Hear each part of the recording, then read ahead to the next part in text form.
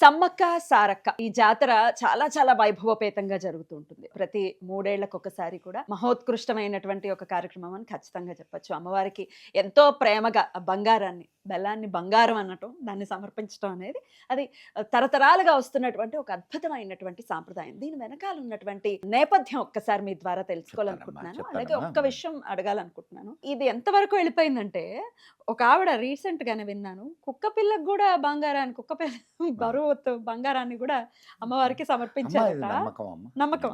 నమ్మకం.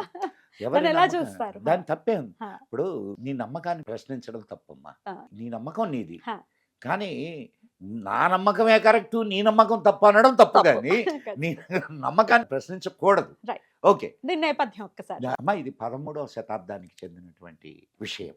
ఇక్కడ మనం సమ్మక్క సారలమ్మ ఈ జాతర ఏదైతే ఉందో, ఇటువంటి జాతరలు దేశం మొత్తం మీద అనేక గిరిజన తెగల్లో అనేక రూపాల్లో ఉమ్, అంటే వివిధమైన ఉమ్, వీధిలో జరుగుతాయి. మనకు గొప్ప విషయం ఏమిటంటే వాళ్లకు కూడా ఒక సంస్కృతి ఉంది, వాళ్లకు కూడా స్వేచ్ఛా స్వాతంత్ర్యాలు ఉన్నాయి, వాళ్లకు కూడా ఆరాధనా విధానాలు ఉన్నాయి అని చెప్పేటటువంటి సంఘటన అద్భుతమే ఈ మా సమ్మక్క జాతర. సారలమ్మ జాతర. జాతర. 13వ శతాబ్దంలో కోయ ఆడపడుచు సమ్మక్క. అందరూ ఏమనుకుంటారంటే సమ్మక్క సారలమ్మ ఇద్దరు అక్కా చెల్లెళ్ళు అనుకుంటారు. కాదండి. కాదు కాదు. ఉమ్, ఉమ్, సమ్మక్క ఒక వేటగాడు వేటకు వెళ్తాడు.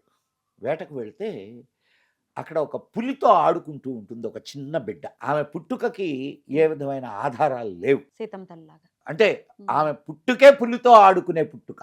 ఉమ్, ఆ తర్వాత ఆ పులి వెళ్ళిపోయిన తర్వాత ఆ బిడ్డను గూడానికి తెచ్చుకొని పెంచుకుంటారు. ఆమెకు గూడెపు పెద్దలందరూ కలిసి సమ్మక్క అని చెప్పి నామకరణం చేస్తాడు. ఆమె మంచి ఫైటర్ అవుతుంది. అండ్ అన్ని తెగలని, అంటే గిరిజన తెగలు అనేకం ఉన్నాయి. గుత్తి కోయలు, వీళ్ళు కోయ, గుత్తి కోయలు, గోండులు, చెంచులు, అనేక రకాల తెగలు ఉన్నాయి. ఉమ్, ఉమ్, వీళ్ళందరినీ ఏకత్రాటి మీదకు తీసుకువచ్చినటువంటి ఒక బలీయమైన శక్తి. అద్భుతం. బలీయమైన శక్తి ఆమె. ఆమె ఆ గిరిజన తెగల రాజు ఒక ఆయన, పడిగిద్ద రాజు. ఈ పడిగిద్ద రాజు ఆమె చాలా అందంగా ఉంటుంది. సమ్మక్క. సమ్మక్క. ఉమ్, పడిగిద్ద రాజు వచ్చి ఆమెను పెళ్లి చేసుకుంటాడు. వాళ్ళకు 3 పిల్లలు పుడతారు. దాంట్లో మొదటి పిల్ల సారలమ్మ. ఉమ్, తల్లి కూతుళ్ళా? ఆ, తల్లి కూతుళ్ళు. ఓకే. అండ్ కుమారుడి పేరు జంపన్న. Hmm. ఇంకొక అమ్మాయి పేరు నాగులమ్మ. నాగులమ్మను గురించిన ప్రశస్తి మనకి ఎక్కడా కనిపించదు. కానీ Hmm. జంపన్న అండ్ సారలమ్మ వీళ్ళిద్దరు కూడా గొప్ప వారియర్స్గా తయారవుతారు. ఉహు.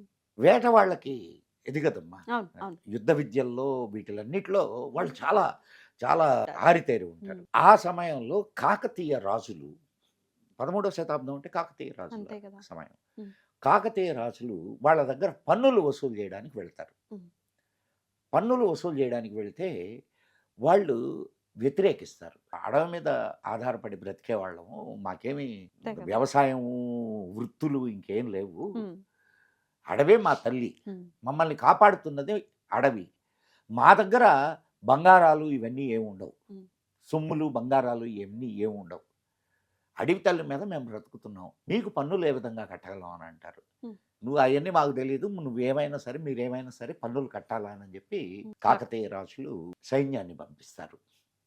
సైన్యంతో భయంకరంగా పోరాడతారు అందరూ. అప్పుడు 1,00,000 సైన్యాన్ని, గిరిజన సైన్యాన్ని, 1,00,000 సైన్యాన్ని ఏకత్రితం చేస్తుంది ఆమె.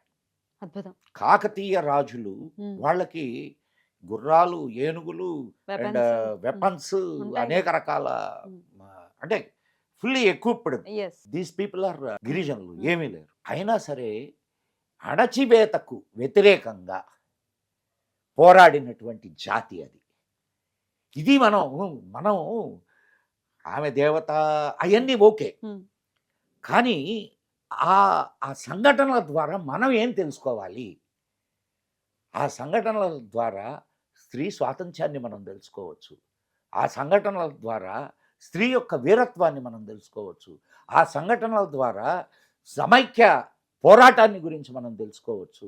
ఆ సంఘటన ద్వారా మనం ఒక అణచివేతకు ఎదురొడ్డి నిలబడడం మనం నేర్చుకోవచ్చు. ఇవి మనం నేర్చుకోవాల్సింది. అదే. ఆ యుద్ధంలో ఉమ్, అప్పటికి ముందే పడిగిద్దరాజు మరణించుకుంటాడు. ఉమ్, అప్పుడు సమ్మక్కే వీళ్ళకు నాయకత్వం వహిస్తుంది.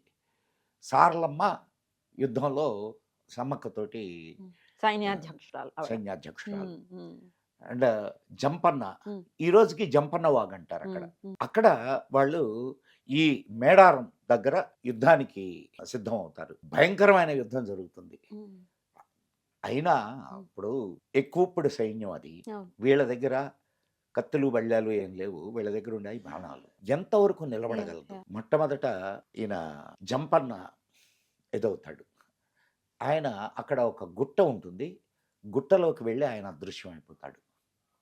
తర్వాత సారలమ్మ అక్కడ ఒక వాగులోకి వెళ్ళి ఆమె అదృశ్యం అయిపోతుంది. అంటే శరీరం అంతా గాయాలతో ఇదైపోయింది. ఇక కింద పడిపోలా. కింద పడిపోకుండా అంటే ఆ శరీరం కూడా శత్రువులకు దక్కకూడదు. చివరికి సమ్మక్క పోరాడి ఆమె కూడా అడవిలోకి వెళ్ళి భూమిలో కలిసిపోయిందని చెప్పి చెబుతారు. దీన్ని మేడారం జాతర అంటారు. మాఘశుద్ధ పౌర్ణమి రోజు మొదలవుద్ది. 4 రోజులు జరుగుద్ది ఈ జాతర. ఉమ్, ఇది మొత్తం దేశమంతా అంటే మొత్తం దేశం నుంచి వస్తారు అక్కడికి. ఉమ్, ఒక తెలంగాణ నుంచే కాదు. ఉమ్, అవును. అతి పెద్ద జాతరగా, దేశంలో జరిగే అతి పెద్ద జాతరగా దీనికి గుర్తింపు ఉన్నది. అయితే ప్రభుత్వం కూడా దీన్ని గుర్తించాలి. అంటే భారత ప్రభుత్వం కూడా దీన్ని గుర్తించాలని ఉమ్, వినతులు వెళుతున్నాయి. ఉమ్, దీనికి చాలా అత్యంతమైన ఇప్పుడు దాదాపు 2 కోట్ల మంది అక్కడ ఆ 4 రోజుల్లో దర్శించుకుంటారు అమ్మవారిని. దర్శించుకుంటారు. ఆ, అమ్మవారికి ఉమ్, బంగారము, వెండి ఇవన్నీ ఉమ్. కానుకగా ఇస్తారు. ఉమ్. బంగారము, వెండి ఇవ్వలేని వాళ్ళు వాళ్ళు బంగారం అనే పేరుతో బెల్లాన్ని అమ్మకు సమర్పించుకుంటారు. ఉమ్. అక్కడికి వెళ్ళి వాళ్ళ కోరికలు తీరినటువంటి వాళ్ళు అనేక మంది ఉన్నారు. ఉమ్. అనేక మంది. అయితే అక్కడికి ఒక్కటి వెళ్ళకుండా- గుర్తుపెట్టుకోమ్మా, ఆ, నీకు ఇప్పుడు తిరుపతికి అవును. అంత జనం ఎందుకు వస్తున్నారు? ఉమ్. కొంతమంది అయితే ఉమ్. ప్రతి సంవత్సరం వెళ్తారు. అవును. ఎందుకు? ప్రతి నెల పౌర్ణమికి వెళ్ళేవాళ్ళు వెళ్ళేవాళ్ళు చూశాను నేను. ఉన్నారు. అవును. ఎందుకు? ఉమ్. కారణం ఏంది అంటే నువ్వు కోరిన కోరికలు ఆయన తీరుస్తూ ఉన్నాడు. అవును. అలాగే ఇక్కడికి 2 కోట్ల మంది జనం ఆ 4 రోజుల్లో రావడం. ఏకత్రితం అవుతారు అని అంటే దాని వెనుక ఉన్నటువంటి ఇదేమిటి పవర్. అంటే అక్కడికి వెళ్ళినటువంటి వాళ్ళు కోరిన కోరికల్ని అమ్మ తీరుస్తూ ఉంది. కానీ 3 ఏళ్లకు ఒకసారి చేయటం ఏంటండి దీని వెనకాల? 2 ఏళ్లకు ఒకసారి. 2 ఏళ్లకు ఒకసారి. 2 ఏళ్లకు ఒకసారి చేస్తారు. ఎందుకు చేస్తారు అట్లా? 2 ఏళ్లకు ఒకసారి.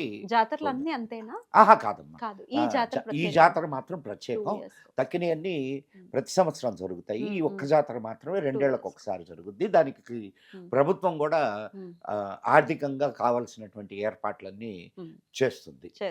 చేస్తుంది. బస్సులు నడపడం కానీ ఇవంతా చాలా చాలా ఇదిగా జరుగుతాయి. ఉమ్. ఈ 4 రోజుల్లో ఉమ్. అక్కడ కొన్ని సాంప్రదాయాలను పాటిస్తారు. ఎటువంటి? అక్కడికి ఉమ్. మొదటి రోజు అదే అంటే బంగారం ఉమ్. అమ్మ- బెల్లం సమర్పించడం. అమ్మకు సమర్పించడం. అక్కడ జ్యేష్ఠగుట్ట అంటారు. ఈ జ్యేష్ఠగుట్ట మీదనే జంపన్న మాయమైంది. ఓకే. ఆయన పేరుతోనే జంపన్న వాగు అంటారు. ఆ జ్యేష్ఠగుట్టను ఎక్కుతారు. జ్యేష్ఠగుట్టను ఎక్కడం అంటే ఒక బంగారం సమర్పించడం, జ్యేష్ఠగుట్టను ఎక్కడం అండ్ చందలు మోయడం అని అంటారు. కుండలులో నీళ్లు తీసుకొని మోస్తారు. అదొక సాంప్రదాయం. తర్వాత సాక్షాల గడ్డ దర్శనం. అక్కడ ఇప్పుడు ఏదైతే గడ్డ ఉందో దాన్ని సాక్షాల గడ్డ అంటారు. సాక్షాల గడ్డను దర్శనం చేసుకొని అంటే అమ్మ అదృశ్యమైన ప్రదేశం అది. ఇదంతా ఒకే రోజులో చేసేసుకో? లేదమ్మా, 4 రోజులు. 4 రోజులు అక్కడే ఉంటారు. 4 రోజులు అక్కడే. ఇప్పుడు మనం వెళ్ళామంటే 4 days అక్కడ ఉండేవన్నీ చేయాల్సి ఉంటుందండి. అంటే ఇప్పుడు అమ్మ సిస్టమ్స్ అన్ని మారిపోయినాయి అనుకోవడానికి లేదు. మనం యాక్చువల్గా ఏదైనా పుణ్యక్షేత్రానికి వెళ్తే ఒక రోజు నిద్ర చేసి రమ్మంటారు, నిద్ర చేసి రమ్మంటారు. కానీ ఎంతమంది చేస్తున్నారు అట్లా? పోయి దేవుడికి కానీ వచ్చేస్తారు, లేకపోతే ఇంకా అని వెళ్ళిపోతుంటారు. అది అక్కడికి వెళ్ళి ఏదైనా ఒక పవిత్రమైన ప్రదేశానికి వెళ్ళినప్పుడు అక్కడ ఉండేటటువంటి ఎనర్జీని నువ్వు తీసుకోవాలా. నువ్వు తీసుకోవాలంటే దానికి ఈ శరీరం తీసుకోవాలంటే ఈ శరీరానికి కొంత సమయం ఇవ్వాలా. 10 నిమిషాల్లో ఏదో ఒక నమస్కారం కొట్టి ఇట్లా అని వెళ్ళిపోయేది కాదు కదా. ఎగ్జాక్ట్లీ. అక్కడ స్మరణ ఇవన్నీ ఉంటాయి. ఆమె ఒక అలౌకికమైనటువంటి శక్తి. ఆ అలౌకికమైన శక్తి అక్కడ ఉంది అని ప్రజలు గుర్తించారు. నువ్వు నేనుగా సంగతి అటు పక్కన పెట్టు. దాదాపు 700 సంవత్సరాల నుంచి ప్రజలు ఎంతో నమ్మకంతో కొలుస్తున్నటువంటి ప్రదేశం. సరే, ఆ ప్రదేశానికి ఆ గొప్పతనం ఉందా లేదా అని ప్రశ్నించే వాళ్ళు ఉంటారు. ఇంతమంది ఆలోచనలు అక్కడ ఏకత్రితం అయి ఉన్నాయి. అవును. అటువంటప్పుడు దానికో పవర్ ఉందిగా. ఉందిగా. కాబట్టి మనం ఏదైనా ఒక పవిత్రమైన ప్రదేశానికి వెళ్ళినప్పుడు ఆ ప్రదేశంలో ఉన్నటువంటి ఎనర్జీని మనం రిసీవ్ చేసుకోవడానికి కొంత సమయాన్ని అక్కడ గడపాల. అక్కడ ఏ అయితే పద్ధతులు ఉంటాయో ఆ పద్ధతుల్ని మనం పాటించాలా. ప్రతిదానికి ఒక పద్ధతి ఉంటుంది. ఆ పద్ధతి పెట్టిన దాని వెనుక కొన్ని ఉద్దేశాలు ఉంటాయి. వీటిలన్నిటిని మనం అనుసరిస్తూ వెళితే ఖచ్చితంగా అమ్మ అనుగ్రహం దొరుకుతుంది. అలా దొరకాలి.